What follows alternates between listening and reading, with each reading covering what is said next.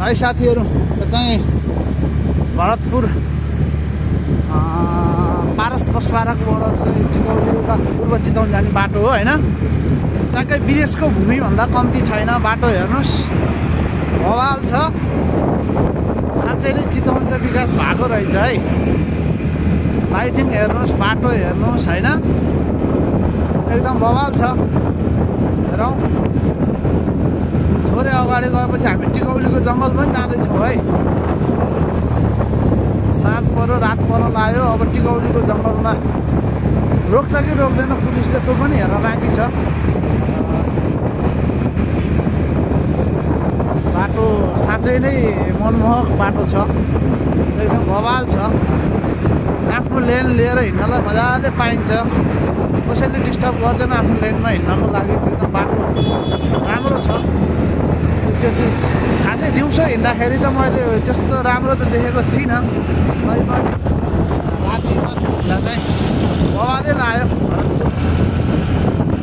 दिउँसो हुँदा पनि रातैको जङ्गलले चाहिँ मन नै छुट्ने रहेछ क्या। त्यहाँको विदेशी बाटो जस्तो होइन, बाटो अरू जे भयो भने बाटो हेर्दा चाहिँ विदेशकै बाटो जस्तो लाग्यो। के होस् राम्रो छ। हेरौँ थोरै अगाडि पछि जङ्गलको बाटो पनि जानु छ है। जङ्गल के छ कस्तो छ होइन।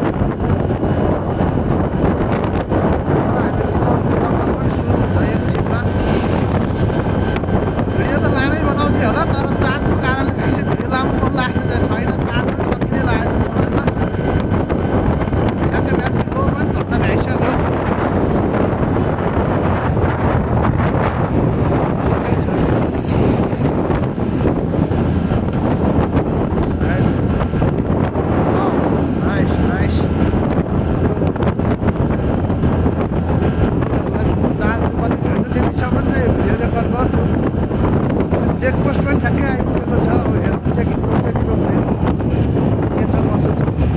अब हामी चाहिँ लगभग टिकौलीको जङ्गल सुरुवात गर्दैछौँ। अन्धकार रहेछ यार। नाइस यस्तो छ होइन। साँच्चै नै मनमोहक छ है बाटो चाहिँ। रातिको यात्रा हो होइन। स्पिड लिमिट छ होला सायद 40 होला स्पिड लिमिट। त्यो जङ्गलको बाटो होइन, एक्लै जाँदैछु सायद। यताबाट जाने चाहिँ म एक्लै छु कि हो, सबै गाडीहरू उताबाट आउने मात्रै छन्। रातिको समय छ, पुरै अन्धकार छ। वन्यजन्तुहरू निस्केला ननिस्केला भन्न पनि सकिँदैन। ठिक छ, बाटो त पुरै डर लाग्दो छ यार। के हो यस्तो